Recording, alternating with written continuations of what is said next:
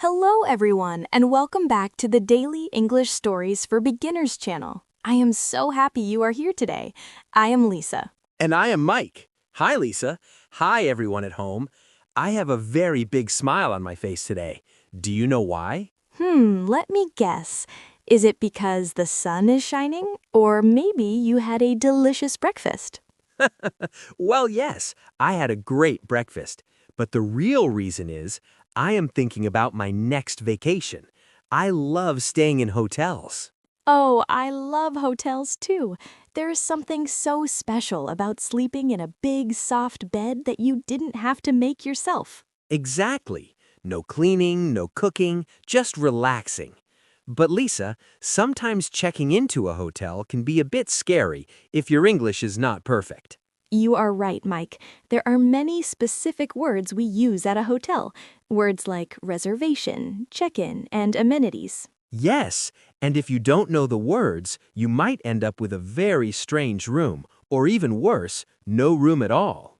Don't worry, Mike. Today, we are going to help all our friends listening at home. We're going to talk about everything related to hotels. That is perfect. We will share stories, learn new words, and have a lot of fun. I have some very funny stories to tell you today. I'm sure you do, Mike. But before we start our hotel adventure, we have a small request for our friends. Yes, everyone, if you enjoy our conversations, please click that like button right now. It really helps us. And please subscribe to the Daily English Stories for Beginners channel. We want to make many more episodes just for you. Okay, Lisa, I'm ready. Let's go to the hotel. Okay, Mike, let's start at the very beginning. Before you even leave your house, what is the first thing you need to do if you want to stay at a hotel? Well, I need to choose a hotel and make a reservation. Exactly, a reservation. Everyone, let's say that together. Reservation. It means you call or go online to save a room for a specific date. Ah, Lisa, let me tell you my first story. This happened last year. I wanted to go to a beautiful beach in Florida. Oh, Florida. That sounds wonderful. Did you make a reservation online? Yes, I did. I found a great price for a hotel called the Sunshine Suite. I was so happy because it was very cheap. I booked it for 5 nights. 5 nights? That is a long time. Was it a nice hotel?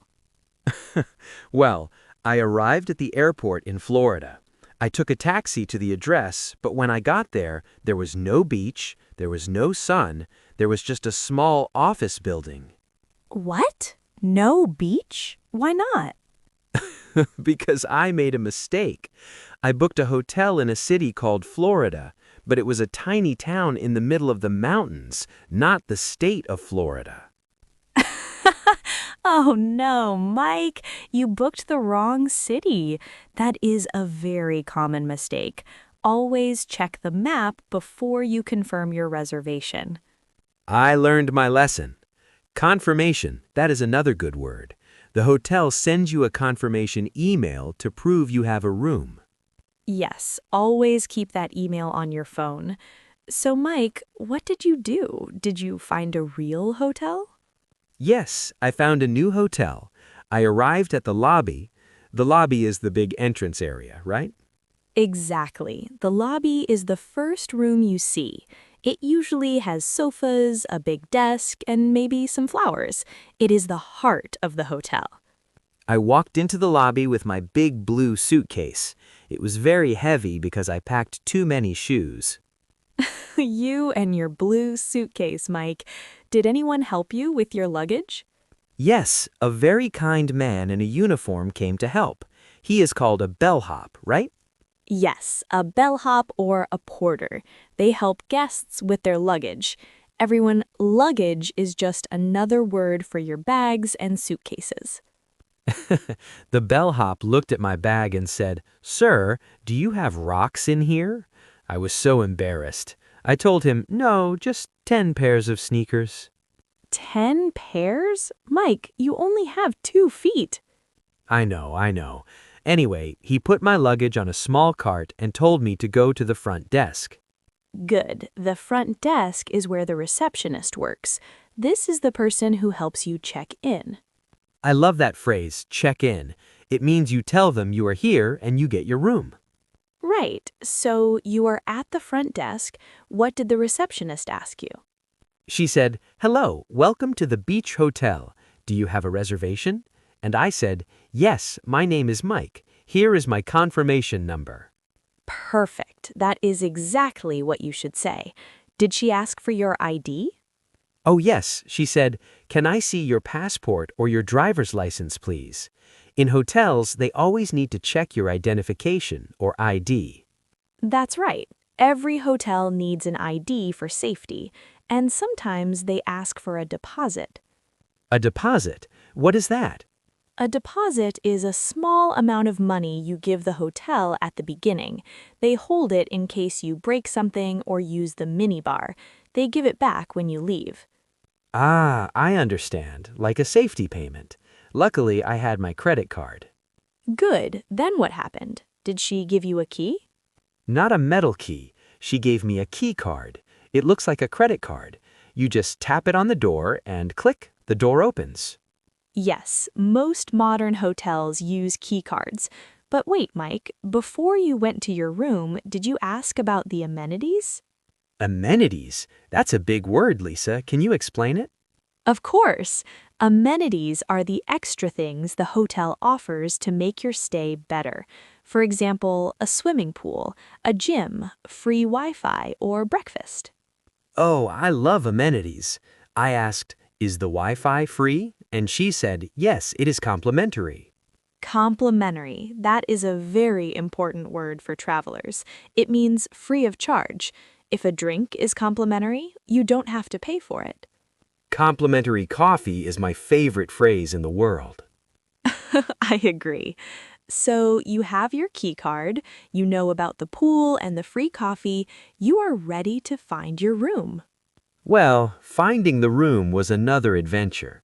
My key card said room 40Q. I went to the elevator. Okay, the fourth floor, that should be easy. I pushed the button for the fourth floor. The doors opened. I walked down the hallway. I found room 402. I tapped my card. Red light. It didn't open. Oh no, why not? I tried again. Tap, tap, tap. Red light. Red light. I was getting frustrated. I started knocking on the door. "Hello? My key is broken." Did anyone answer? Yes, a very big man opened the door. He looked very angry. He was wearing a rathbobe. He said, "What are you doing? This is my room." Oh my goodness, Mike. Were you at the wrong room? Yes, I was at the wrong hotel. I forgot that I had moved to a different hotel because of my first mistake. I was in the lobby of the hotel next door. Mike, you went into the wrong building. How is that possible? The two hotels looked exactly the same. They were both white and had palm trees. I felt so silly. I said, "I am so sorry, sir. Have a nice day." And I ran away with my heavy blue suitcase. Mike, you are a walking comedy show. Okay, so you finally found the correct hotel and the correct room. What was the room like? Oh, it was beautiful. It was a double room. It had a big double bed. A double bed is for two people. A single bed is for one person. And if you have a very big room, it might be a king-size bed. My bed was huge. I jumped on it like a kid. It was so soft. And the view? I could see the ocean from my window. That sounds perfect. Did you have housekeeping come to your room? Housekeeping? Oh, you mean the people who clean the room and bring new towels? Yes, they are the housekeeping staff. They make the bed and clean the bathroom. Yes, they were very nice. But I had one more problem. The next morning, I wanted to take a shower. I turned on the water. It was ice cold. Oh no, nobody likes a cold shower on vacation. What did you do? I used my English. I picked up the phone in the room. It connects to the front desk. I said, "Hello, this is room 402. There is no hot water." Excellent. There is no hot water. Simple and clear. What did they say? They said, "We are very sorry, Mike. We will send a technician to fix it immediately." And 10 minutes later, I had hot water. See? Using your English can solve problems. It made me feel very confident. But Lisa, my biggest story is about the minibar. Oh, the minibar. Every beginner makes a mistake with the minibar. Tell us what happened. Okay, so it was late at night. I was watching TV in my room. I was a little hungry. I saw a small fridge in the corner. That is the minibar. Everyone, be careful. The minibar is a small fridge with snacks, soda, and water. I opened it. I saw a tiny bag of peanuts. I saw a small bottle of orange juice, and I saw a chocolate bar. And you thought, oh, look, complimentary snacks. Yes, I thought the hotel was being very kind. I ate the peanuts, I drank the juice, I ate the chocolate. It was delicious. And then you saw the price list. Yes, the next morning I saw a piece of paper on top of the fridge. It said, peanuts, $8, orange juice, $7, chocolate, $10. $25 for a small snack? That is the secret of the minibar. It is very expensive. I'm so sad. I could have bought 10 pizzas with that money. It's okay, Mike. It is a learning experience. Many people think the minibar is free because it's in the room, but usually only the complimentary water on the desk is free. Now I know. Always look for a price list before you eat anything in a hotel room. That is a great tip. So, Mike, your vacation was over. It was time to leave. What is that process called? That is checkout. Correct. Checkout is when you go back to the front desk, give back your keycard, and pay your bill. The bill. That is the paper that shows how much money you spent. Correct. Was your bill very long? Well, because of the peanuts and the chocolate, it was a bit longer than I expected. But the receptionist was very nice. She asked, "How was your stay, Mr. Mike?" And what did you say? I said, "It was wonderful. The bed was soft, the water was hot, and the peanuts were very expensive." I'm sure she laughed at that. Did you ask for a receipt? Yes, a receipt is the paper that proves you paid. It's good for your records. And then you left the hotel. Did the bellhop help you again? Yes, he put my heavy blue suitcase in a taxi. I gave him a small tip. A tip. In many countries, it is polite to give a small amount of extra money to people who help you, like the bellhop or the housekeeping staff. Yes, I gave him $5. He said, "Thank you, Mike. See you next time." Wow, Mike, you really had a full hotel experience, from booking the wrong city to the expensive chocolate. It was a great trip, and I feel much better about my English now. I know how to ask for help, how to check in, and how to avoid the minibar. That is the spirit. English is a tool to help you travel and meet new people. Even if you make mistakes, people will usually help you if you try. Exactly. Don't be afraid to speak. The receptionist wants to help you. The bellhop wants to help you. You're right. And now I think we should talk about some of the specific words we used today to help our friends remember them. That's a great idea. Let's do the word tour. Okay, everyone, let's think about the words we used in Mike's stories today. We used many important words for travel. The first one is reservation, like when I booked my hotel in the wrong Florida. Remember, always make a reservation before you go. That's right. And when you arrive, you go to the lobby. That is the big room at the entrance. Then you find the front desk. This is where the receptionist works. You go there to check in. While you are checking in, the receptionist might ask for your ID, your passport, or license, and they will give you a key card to open your door. Don't forget the bellhop. He is the person who helps you with your luggage. My blue suitcase was very heavy. Then we talked about amenities. These are the fun things like the pool, the gym, or the complimentary breakfast. Remember, complimentary means free. My favorite word. And in the room, we have the double bed in the minibar. But be careful with the minibar. It is not free. If there is a problem, like no hot water, call the front desk and ask for housekeeping or a technician. And at the end of your trip, you check out. You pay your bill and you get a receipt. Perfect. Let's try to use these in a sentence. Mike, can you give me an example? Okay, I have a reservation for a double room with complimentary Wi-Fi. Great job! How about this one?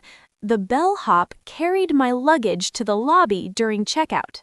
Wow, Lisa, you used 4 words in one sentence. You are an English master.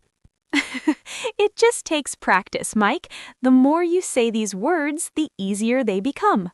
I am going to practice these words tonight. I am going to pretend my bedroom is a hotel. Are you going to charge yourself $10 for a chocolate bar? No, in my hotel, everything is complimentary. That sounds like the best hotel in the world. Well, everyone, we hope you enjoyed our hotel stories today. We hope you learned some useful words for your next trip. Yes, traveling is such a wonderful way to learn. Every hotel is a new chance to practice your English. And now, we have a question for you. Oh, I love the homework questions. Tell us, friends, do you have a funny story about a hotel stay? Or what is your favorite amenity at a hotel? Do you like the pool or the breakfast? Yes, tell us in the comments. We love reading your stories. It makes us so happy to see people from all over the world learning together. And don't forget to like this video and subscribe to the Daily English Stories for Beginners channel. When you subscribe, you join our family of learners. Share this episode with your friends who are traveling soon. Maybe you can practice checking in together before your flight. That is a great idea. Well, Mike, it is time for us to check out of this episode. I see what you did there, Lisa. Okay, I am going home to dream about my vacation. Goodbye, everyone. Keep practicing and stay curious. Bye-bye. See you in the next story. Bye.